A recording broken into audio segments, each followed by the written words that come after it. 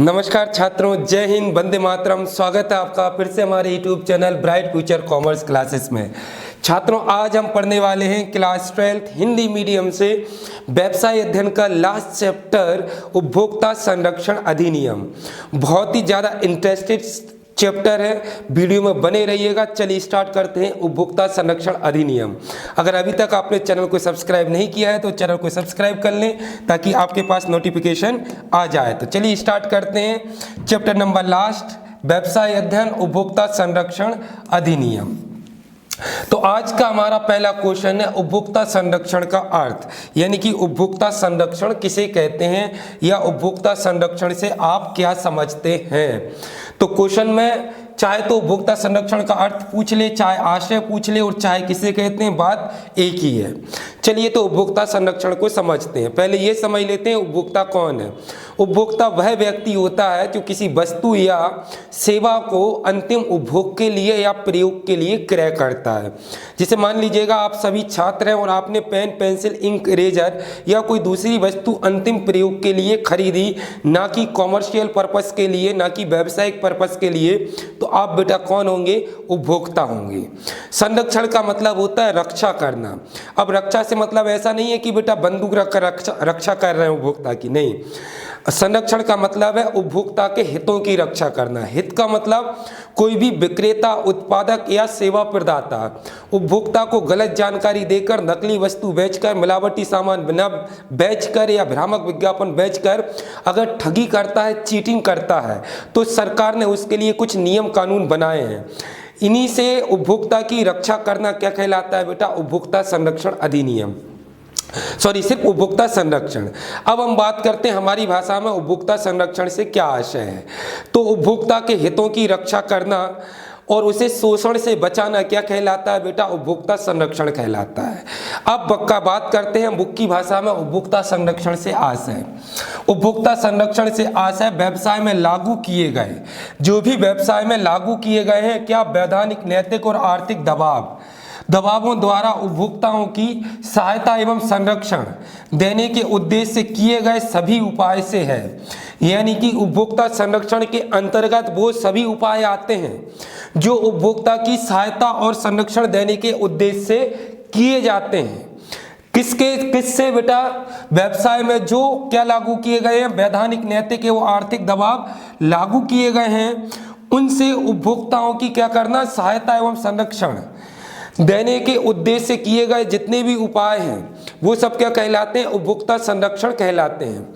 या सीधी सी साधारण भाषा में लिख दीजिएगा कि उपभोक्ताओं के हितों की रक्षा करना, उनके हितों की रक्षा करना तथा उन्हें जागरूक बनाना और उन्हें शोषण से मुक्त करना क्या कहलाता है? उपभोक्ता संरक्षण कहलाता है। अगला क्वेश्चन हमारा आता है बेटा इसी चैप्टर का, उपभोक्ता संरक्षण नियम से आशय। उपभोक्ता संरक्षण अधिनियम किसे कहते हैं? उपभोक्ता संरक्षण अधिनियम 1986 क्या है?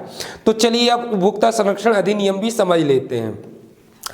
तो स्वतंत्रता के बाद और स्वतंत्रता के पूर्व, यानी कि स्वतंत्र भारत में और स्वतंत्रता के पूर्व भारत में उपभोक्ताओं के, वैसे तो उत्पादकों के लिए, विक्रेताओं के लिए कई नियम अधिनियम थे, लेकिन स्पेशली उपभोक्ताओं के हितों के लिए कोई भी विशेष कानून नहीं था। परिणाम स्वरूप भारत सरकार को एक संवैधानिक आवश्यकता लगी कि उपभोक्ताओं के हितों की रक्षा के लिए एक विशेष कानून बनाया जाए जिससे उत्पादक, विक्रेता और सेवा प्रदाता अपनी मनमानी न कर सकें और उपभोक्ताओं के हितों की रक्षा हो सके और उपभोक्ता को शोषण से बचाया जा सके, उपभोक्ता को जागरूक किया जा सके, उपभोक्ता को कुछ विशेष अधिकार दिए जा सके।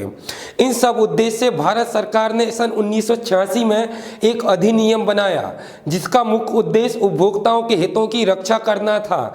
इसी अधिनियम को उपभोक्ता संरक्षण अधिनियम के नाम से जाना जाता है। तो चलिए पढ़ते हैं अब बुक की भाषा में उपभोक्ता संरक्षण अधिनियम 1986 क्या है। तो उपभोक्ता संरक्षण अधिनियम 1986, दिसंबर 1986 में भारत सरकार ने उपभोक्ता आंदोलन को मजबूत करने के लिए उपभोक्ता संरक्षण अधिनियम 1986 बनाया।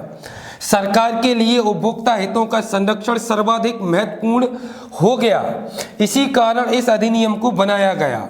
इस कानून की आवश्यकता इसलिए पड़ी कि विभिन्न कानूनों में उपभोक्ताओं के हितों के संरक्षण का प्रावधान होते हुए भी उत्पादक, व्यापारी, सेवा प्रदाताओं का संगठित क्षेत्र, बाजार की जानकारी और कुटिल प्रयासों से उपभोक्ता के हितों का हनन होता रहा है। अतः उपभोक्ताओं के हितों की सर्वोत्तम सुरक्षा के लिए अधिनियम बनाया गया। दरअसल क्या था कि सरकार ने उपभोक्ताओं के हितों के लिए पहले कोई विशेष कानून तो नहीं बनाया था, लेकिन पहले और भी कानून थे विक्रेताओं के लिए, उत्पादक के लिए। उसमें स्पेशली उपभोक्ताओं के लिए कोई प्रावधान नहीं था। कानून होते हुए भी उत्पादक, विक्रेता और सेवा प्रदाता अपनी मनमानी कर रहे थे। इसलिए सरकार ने सोचा कि उपभोक्ताओं के हितों की संरक्षण के लिए एक विशेष कानून बनाया जाए। इसलिए क्या बनाया गया है बेटा? उपभोक्ता संरक्षण अधिनियम 1986। 1986 इसलिए कहा जाता है क्योंकि ये सन 1986 में बनाया गया था। तो क्लियर हो गया होगा आपको उपभोक्ता संरक्षण अधिनियम। लेकिन ध्यान रखिएगा, समय समय पर आवश्यकता अनुसार इन अधिनियम में परिवर्तन होते रहते हैं। अब हमारा अगला क्वेश्चन आता है बेटा थर्ड क्वेश्चन आता है उपभोक्ता संरक्षण अधिनियम 1986 की विशेषताएं। तो उपभोक्ता संरक्षण अधिनियम 1986 की निम्नलिखित विशेषताएं हैं। पहला पॉइंट दिया है त्रिस्तरीय शिकायत निवारण तंत्र। देखिएगा, हम सब जानते हैं जब कोई अधिनियम बनता है तो उसका एक निश्चित उद्देश्य होता है, और इस अधिनियम का मुख्य उद्देश्य क्या था? उपभोक्ताओं के हितों की रक्षा करना। अब इसकी विशेषताएं क्या थी? उपभोक्ताओं के हितों की रक्षा के लिए भारत सरकार ने त्रिस्तरीय न्याय प्रणाली अपनाई। त्रिस्तरीय न्याय प्रणाली मतलब उपभोक्ताओं को न्याय दिलाने के लिए 3 स्तरों की न्याय प्रणाली बनाई। पहली जिला स्तर पर, दूसरी राज्य स्तर पर और तीसरी राष्ट्र स्तर पर। यानी कि उपभोक्ता सबसे पहले अपनी शिकायत दर्ज जिला कंज्यूमर फोरम में दायर करता है। वहां से अगर उस डिसीजन उसके फेवर में ना आए तो वह अपील इसकी राज्य आयोग में करता है, और राज्य आयोग अगर सही न्याय ना दे पाए तो उपभोक्ता इसकी अपील राष्ट्रीय आयोग में कर सकता है। इसी को हम क्या कहते हैं? त्रिस्तरीय शिकायत निवारण तंत्र या त्रिस्तरीय शिकायत न्याय प्रणाली। तो पहला पॉइंट आपको स्पष्ट हो गया होगा, त्रिस्तरीय शिकायत निवारण तंत्र। भारत सरकार ने त्रिस्तरीय शिकायत निवारण तंत्र बनाया। इसमें सबसे पहले जिला आयोग आता है, या जिला कोर्ट भी, आप इसको उपभोक्ता कोर्ट भी कह सकते हैं। दूसरा फिर राज्य आयोग, और फिर तीसरा क्या है बेटा? राष्ट्रीय आयोग। इसके बाद दूसरा पॉइंट है क्षेत्र। उपभोक्ता अपनी शिकायत किसी भी उत्पादक, व्यापारी, वस्तु या सेवा उपलब्ध कराने वाले व्यक्ति या कंपनी या समिति के विरुद्ध दर्ज करा सकता है। यानी कि इसका क्षेत्र बहुत व्यापक है। सभी प्रकार की वस्तुओं पर, सेवाओं पर और उत्पादकों पर, विक्रेताओं पर, सेवा प्रदाताओं पर, चाहे सरकारी कंपनियां हो, चाहे अर्ध सरकारी और चाहे निजी कंपनियां हो, सभी पर यह अधिनियम लागू होता है। उपभोक्ता किसी के भी खिलाफ शिकायत कर सकता है। संरक्षण, यह अधिनियम विशेष प्रकार की राहत और उपभोक्ताओं को उचित क्षतिपूर्ति प्रदान करता है। इस अधिनियम का जो मुख्य उद्देश्य था, उपभोक्ताओं को अगर कोई हानि हुई है तो इसकी क्षतिपूर्ति कराना और इसे न्याय दिलाना भी इसका एक उद्देश्य है। यानी कि उपभोक्ताओं के हितों की क्या करता है? ये संरक्षण करता है। चौथा पॉइंट दिया उपभोक्ता अधिकारों का समूह। उपभोक्ता संरक्षण अधिनियम उपभोक्ताओं के अधिकारों का क्या है बेटा? एक समूह है, जिसमें उपभोक्ताओं को कई अधिकार दिए गए, जैसे सुने जाने का अधिकार, वस्तु चुनाव का अधिकार, क्षतिपूर्ति का अधिकार, शिकायत करने का अधिकार, बिल लेने का अधिकार और भी कई अधिकारों पर हम आगे चर्चा करेंगे। समयबद्ध निवारण, उपभोक्ता संरक्षण अधिनियम में एक निश्चित समय अवधि तय की गई कि सरकार ने कहा कि भाई उपभोक्ता अगर शिकायत करता है तो एक निश्चित समय अवधि में ही उसकी शिकायत का निवारण होना चाहिए। तो ये बेटा उपभोक्ता संरक्षण अधिनियम 1986 की क्या थी? विशेषताएं थी। अगला क्वेश्चन हमारा आता है बेटा उपभोक्ता संरक्षण अधिनियम 2019। अब ये उपभोक्ता संरक्षण 2019 कहाँ से आ गया? ध्यान रखिएगा बेटा, सबसे पहले उपभोक्ता संरक्षण अधिनियम 1986 में बनाया गया, परंतु इसमें कुछ अनावश्यक चीजें थीं और कुछ आवश्यक चीजें जो थीं वो सम्मिलित नहीं थीं। तो समय के साथ जैसी आधुनिकता आती गई, इस भारत सरकार को आवश्यकता लगी सन 2019 में कि उपभोक्ता संरक्षण 1986 में कुछ परिवर्तन किए जाएं ताकि उपभोक्ताओं के हितों की रक्षा ठीक ठाक से की जा सके। यानी कि खाना पूर्ति ना हो। क्या है कि 1986 में इंटरनेट बहुत कम यूज होता था, ई कॉमर्स कंपनियां व्यवसाय में थी नहीं, और अब 2019 में आपने देखा होगा जमाना किसका है, डिजिटली है, हर काम हम डिजिटल कर रहे हैं। तो उपभोक्ता संरक्षण अधिनियम में कुछ परिवर्तन करने की सरकार को आवश्यकता पड़ी और भारत सरकार ने जो है वो उपभोक्ता संरक्षण अधिनियम में संशोधन करके उपभोक्ता संरक्षण अधिनियम 2019 बना दिया। तो चलिए अब उपभोक्ता संरक्षण अधिनियम 2019 की क्या विशेषता है वो भी पढ़ लेते हैं। तो पहला पॉइंट दिया है केंद्रीय उपभोक्ता संरक्षण प्राधिकरण। तो उपभोक्ता संरक्षण अधिनियम 2019 में एक सेंट्रल अथॉरिटी यानी कि केंद्रीय प्राधिकरण संरक्षण की स्थापना की गई। इसमें एक विशेष अधिकारी को यह अधिकार होता है कि वो उपभोक्ताओं ऐसे कोई भी वस्तु, सेवा, विज्ञापन या कुछ भी मैटर हो, उसे ये अधिकार है कि उस चीज पर वो प्रतिबंध लगा सकता है अगर उससे उपभोक्ता के हितों या अधिकारों का क्या हो रहा है, हनन हो रहा है। तो यहाँ पर लिखा हुआ है इस अधिनियम में केंद्रीय उपभोक्ता संरक्षण प्राधिकरण का गठन किया गया। इस प्राधिकरण इसके पास यह अधिकार होगा कि यह उपभोक्ता अधिकारों की रक्षा तथा अनैतिक व्यापारिक गतिविधियों पर रोकने के लिए हस्तक्षेप कर सकेगी। मतलब एक ऐसा प्राधिकरण बना दिया, एक ऐसा कार्यालय यानी कि विभाग अलग से, जिसके पास यह अधिकार है कि अगर कोई भी अनैतिक गतिविधि होती है जिससे उपभोक्ता के अधिकारों का हनन होता है तो वह उस पर प्रतिबंध लगा सकता है। दूसरा, व्यापक ब्यौरा ये हो गया बेटा कि 1986 का जो उपभोक्ता संरक्षण अधिनियम है उसमें ऑनलाइन खरीदारी को शामिल नहीं किया गया था, ऑनलाइन ई कॉमर्स कंपनियों को शामिल नहीं किया गया था, परंतु इस अधिनियम में 2019 में ऑनलाइन ई कॉमर्स कंपनियों को शामिल कर लिया। अब ऑनलाइन कंपनियों को भी जो बिजनेस अपना ई कॉमर्स के द्वारा चलाती हैं उन्हें भी अपना हिसाब किताब का ब्यौरा सरकार को दिखाना पड़ता है।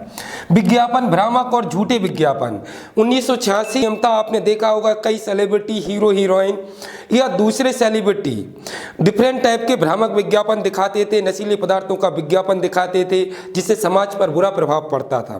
भारत सरकार ने 2019 में सेलिब्रिटियों की एक लिमिट दायर कर दी, निर्धारित कर दी कि भाई सेलिब्रिटी किस टाइप का विज्ञापन दिखा सकते हैं, और विज्ञापन कोई भ्रामक दिखा रहा है और उपभोक्ता को इससे परेशानी है तो वो इसके खिलाफ शिकायत दर्ज करा सकता है। ये भी उपभोक्ता संरक्षण 2019 की एक विशेषता है। मध्यस्थता सेल, उपभोक्ता आयोग से उपभोक्ता मध्यस्थता सेल को भी जोड़ा गया जिससे उपभोक्ता शिकायतों का त्वरित हल संभव हो। यानी कि जब उपभोक्ता शिकायत करता है तो एक मध्यस्थता सेल भी बनाई गई कि व्यापारी और उत्पादक यानी जो जिस व्यक्ति ने उपभोक्ता को घटिया वस्तु बेची है या हानिकारक पदार्थ बेचा है, अगर दोनों के बीच आपसी समझौता हो जाए तो यहाँ पर मध्यस्थता सेल की भी स्थापना की गई ताकि उपभोक्ता को क्या मिले, त्वरित न्याय मिल जाए। इसके बाद अनुबंध, नए अधिनियम में ऐसे अनुबंधों को अनुचित माना गया जो उपभोक्ताओं के अधिकारों का हनन करता है, जो उपभोक्ताओं के अधिकारों को प्रभावित करता है।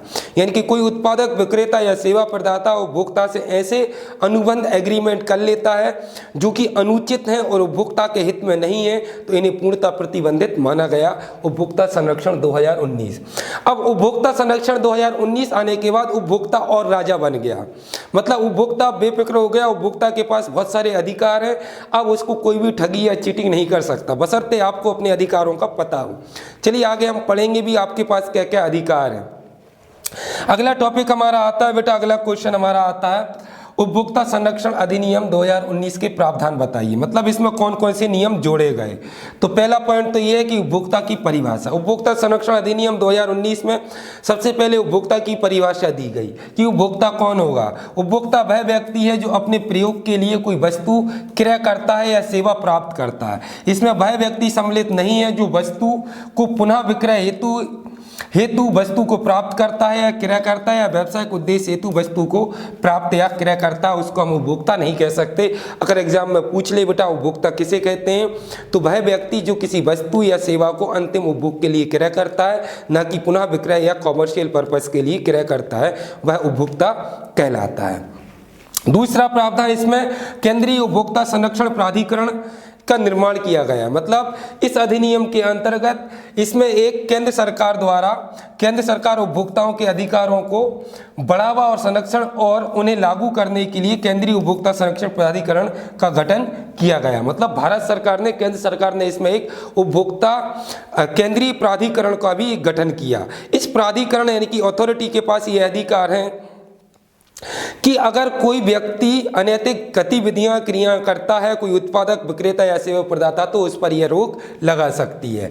उपभोक्ता विवाद निवारण आयोग, इसमें जिला, राज्य और राष्ट्रीय स्तर पर त्रिस्तरीय उपभोक्ता विवाद निवारण आयोगों का गठन किया गया। हालांकि ये पहले भी था, इसमें बस थोड़ी सी लिमिट बढ़ा दी है सुनवाई करने की, शिकायतों की, और समय अवधि भी थोड़ा कम ज़्यादा किया है। इसके बाद आयोगों का क्षेत्राधिकार। अब जो आयोग थे, आयोग कितने थे? 3, जिला आयोग, राज्य आयोग और राष्ट्रीय आयोग। इनके क्षेत्राधिकार जरूर बढ़ा दिए। क्षेत्राधिकार मतलब अब पहले जिला आयोग में सुनवाई होती थी सिर्फ 20 लाख तक की क्षतिपूर्ति की, 20 लाख रुपए तक के केस की। अब इनके क्षेत्राधिकार बढ़ाकर जिला आयोग को 1 करोड़ कर दिया, राज्य आयोग को 10 करोड़ कर दिया और राष्ट्रीय आयोग को 10 करोड़ से ज़्यादा कर दिया। तो यहाँ पर लिखा है जिला आयोग में 1 करोड़ तक के मामले, जो कि पहले कितने होते थे 1986 में बेटा 20 लाख मामले शिकायत सुनेगा। इसी प्रकार राज्य आयोग 10 करोड़ तक के और राष्ट्रीय आयोग 10 करोड़ से अधिक तक के मामले को सुनेगा। ये उपभोक्ता संरक्षण अधिनियम 2019 की प्रावधान है। हालांकि इसमें और भी प्रावधान किए गए।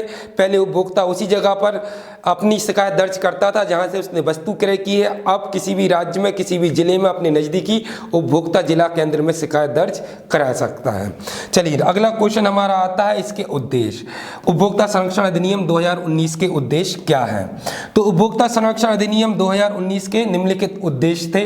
पहला उद्देश्य क्या है? उपभोक्ताओं के अधिकारों को सुदृढ़ करना एवं उनके हितों की रक्षा करना। हालांकि ये उद्देश्य उसका भी था। दूसरा, उपभोक्ताओं की शिकायतों के समाधान की प्रक्रिया को सरल बनाना। पिछले अधिनियम में थोड़ी कठिनाइयां होती थी, क्योंकि पिछले अधिनियम के अंतर्गत उपभोक्ता उसी स्थान पर या उसी जिले में अपनी शिकायत दर्ज करा सकता था जिस जिले से उसने वस्तुएं क्रय की हैं। अब सरकार ने इसे आसान बना दिया। अब कहीं भी किसी भी स्थान से अपनी शिकायत दर्ज कर सकते हैं, उसी स्थान पर जाने की आवश्यकता नहीं है जहां से आपने वस्तु क्रय की थी। यानी कि इसका मुख्य उद्देश्य क्या हो गया? उपभोक्ताओं की शिकायतों के समाधान की प्रक्रिया को क्या बनाना बेटा? सरल बनाना। उपभोक्ताओं को त्वरित न्याय दिलाने की दिशा में प्रभावपूर्ण ढंग से कार्यवाही, ये होगा 2019 उपभोक्ता संरक्षण अधिनियम के क्या बेटा? उद्देश्य।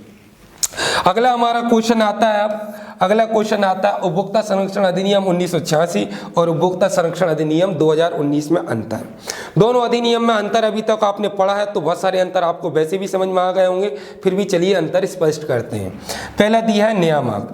इसमें अलग से किसी नियामक का प्रावधान नहीं है, जबकि हम जानते हैं उपभोक्ता संरक्षण अधिनियम 2019 के अंतर्गत एक केंद्रीय उपभोक्ता संरक्षण प्राधिकरण का गठन किया गया और इस प्राधिकरण के पास ये अधिकार होता है कि वह किसी भी अनैतिक अनुचित व्यापार गतिविधि पर रोक लगा सकती है।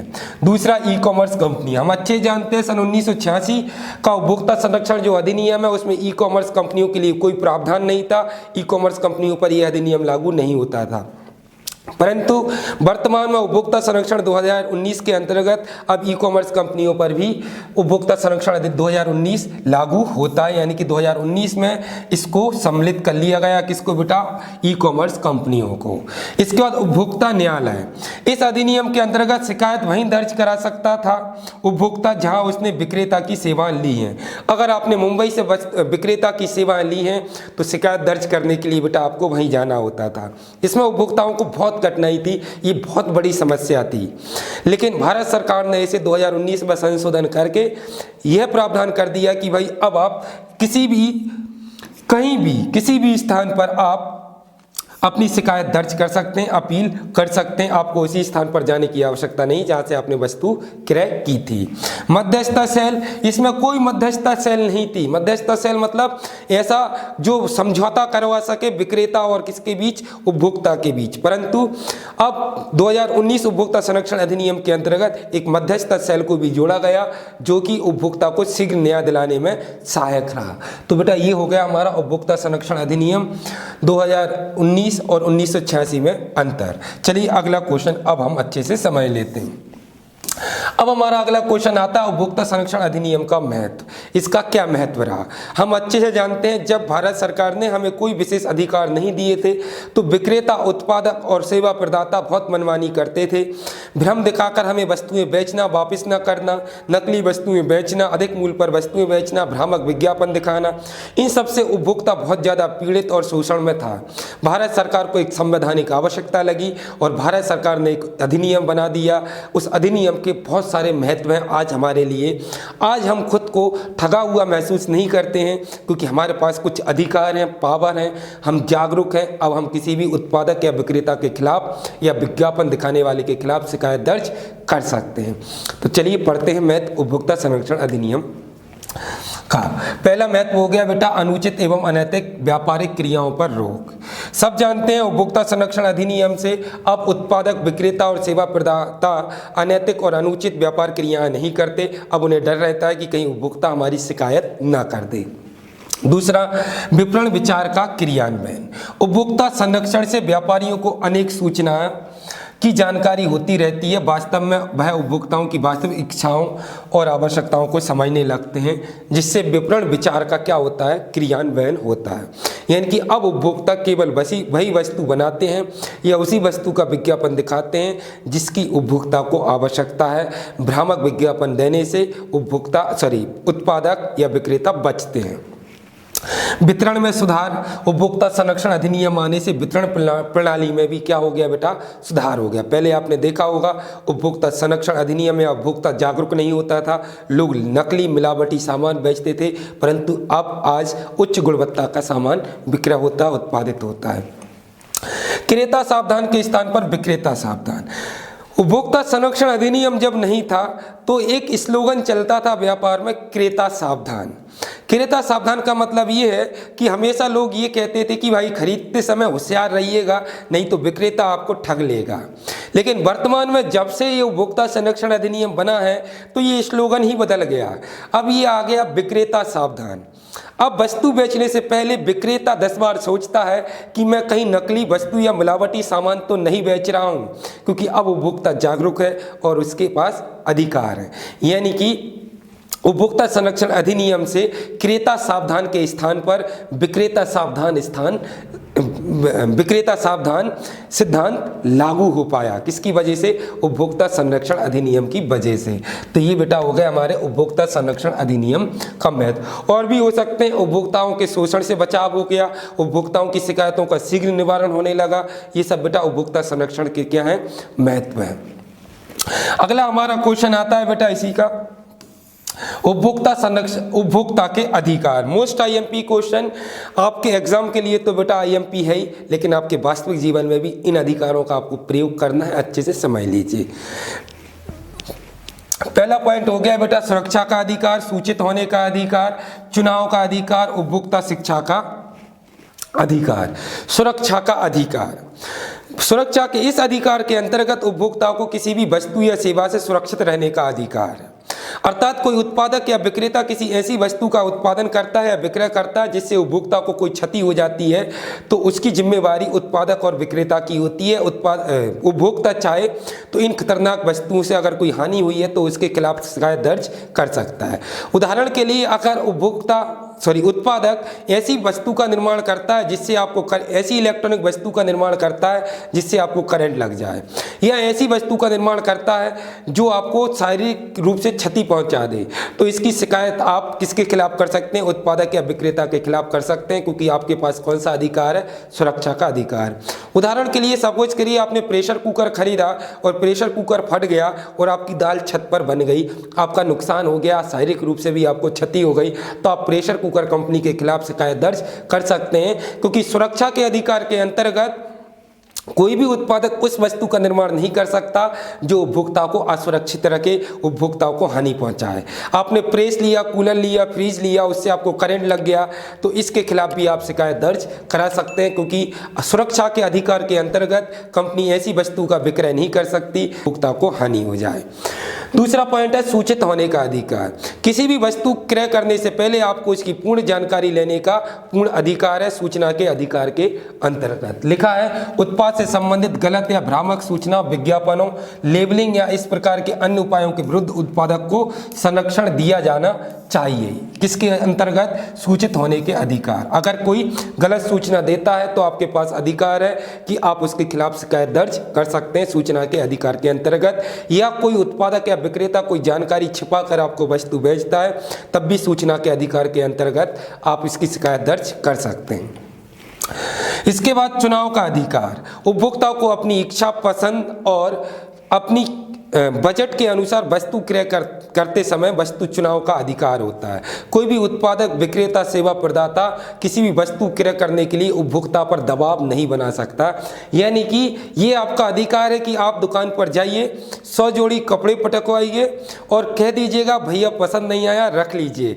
भैया आपको घूर कर जरूर देख सकते हैं लेकिन दबाव नहीं बना सकते क्रय करने के लिए, क्योंकि आपके पास चुनाव का अधिकार है। आप अपनी इच्छा से ही वस्तु चुनकर क्रय कर सकते हैं। कोई भी विक्रेता या उत्पादक आप पर दबाव नहीं बना सकता।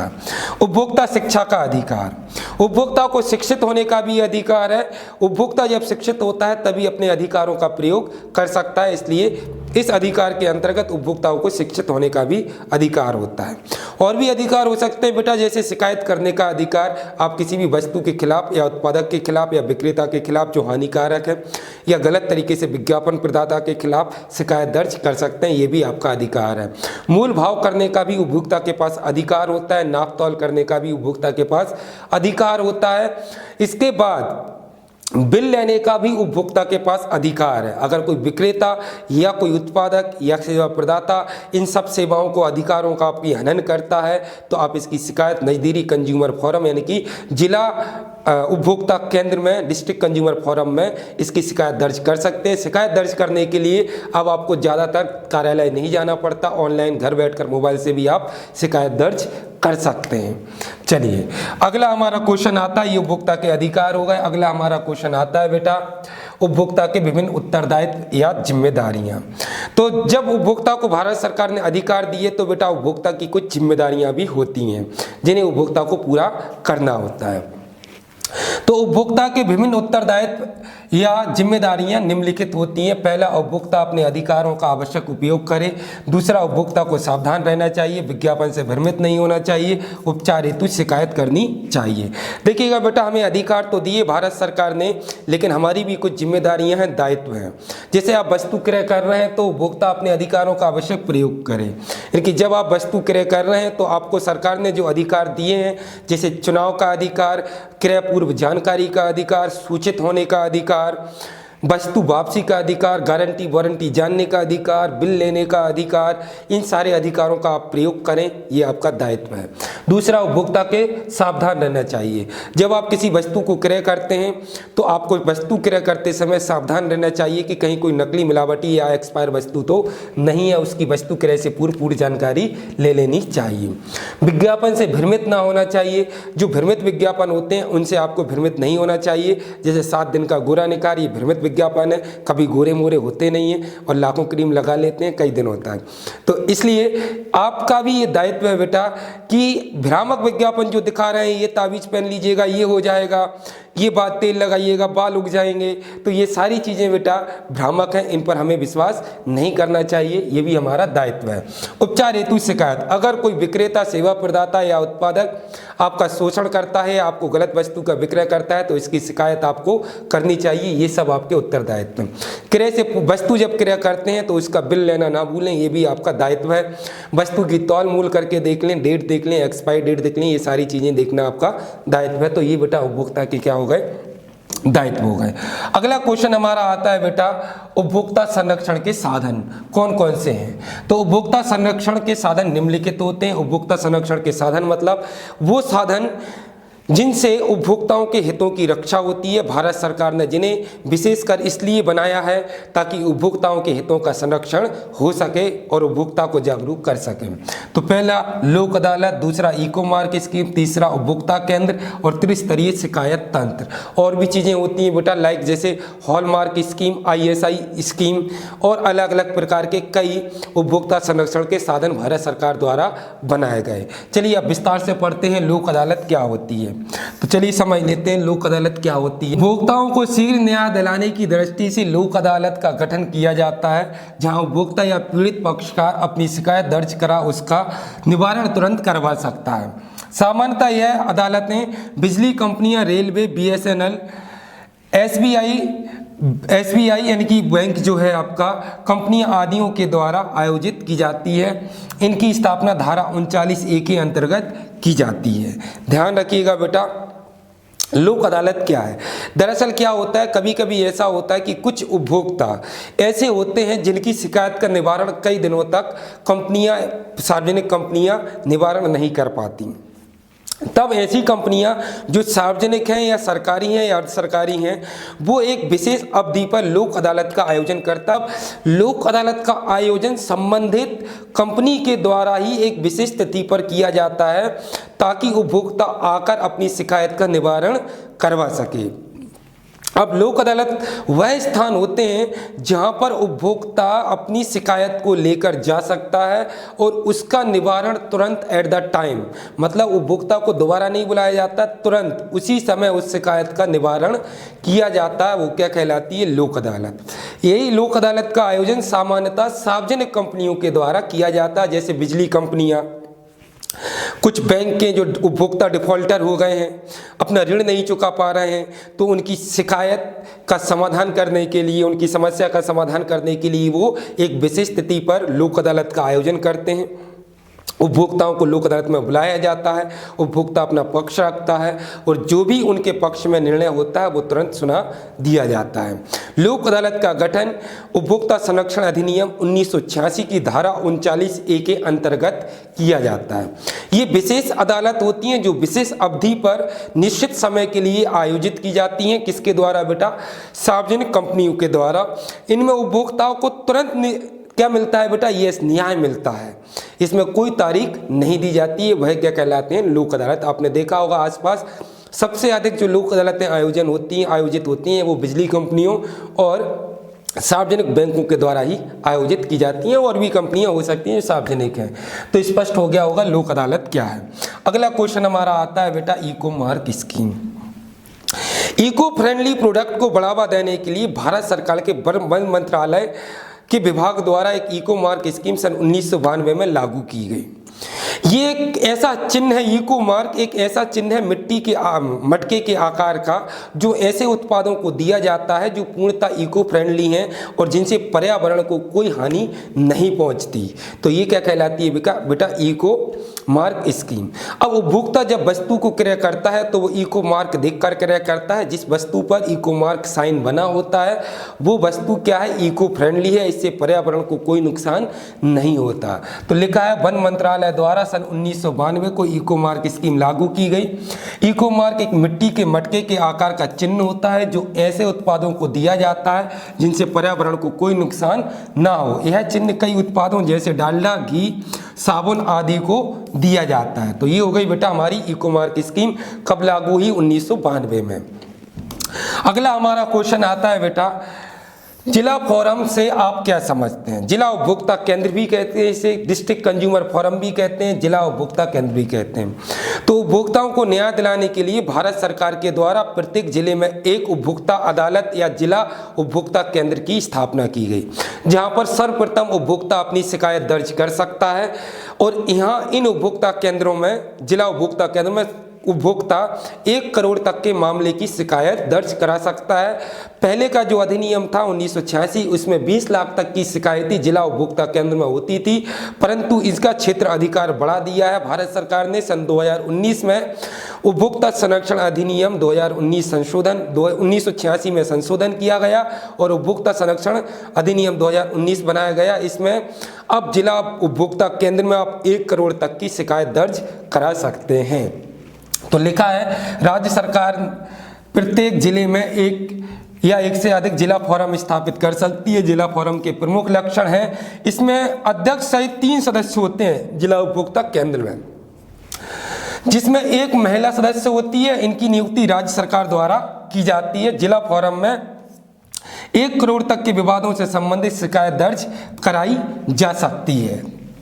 तो ये बेटा हो गया हमारा जिला उपभोक्ता केंद्र या कंज्यूमर फोरम या डिस्ट्रिक्ट कंज्यूमर फोरम या जिला फोरम। एग्जाम में इंपॉर्टेंट क्वेश्चन है। अगला क्वेश्चन आता है बेटा उपभोक्ता त्रिस्तरीय शिकायत निवारण तंत्र। उपभोक्ता त्रिस्तरीय शिकायत निवारण तंत्र क्या है? उपभोक्ता त्रिस्तरीय न्याय प्रणाली क्या है? हमने इससे पहले भी विशेषता में पढ़ा है। हम जानते हैं भारत सरकार ने उपभोक्ताओं को न्याय दिलाने के लिए त्रिस्तरीय शिकायत निवारण तंत्र बनाया। इसके अंतर्गत उपभोक्ता सर्वप्रथम अपनी शिकायत कहां पर दर्ज कराता है? जिला उपभोक्ता केंद्र में कराता है। अगर उपभोक्ता जिला उपभोक्ता केंद्र के निर्णय से संतुष्ट नहीं है तो वह अपनी अपील राज्य आयोग में कर सकता है, और अगर राज्य आयोग के निर्णय से वह संतुष्ट नहीं है तो अपनी अपील राष्ट्रीय आयोग में कर सकता है। तो त्रिस्तरीय हो गया, जिला आयोग, राज्य आयोग, राष्ट्रीय आयोग।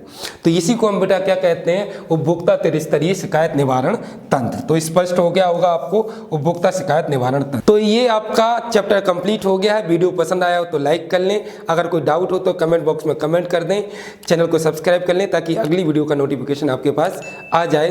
जय हिंद, जय भारत।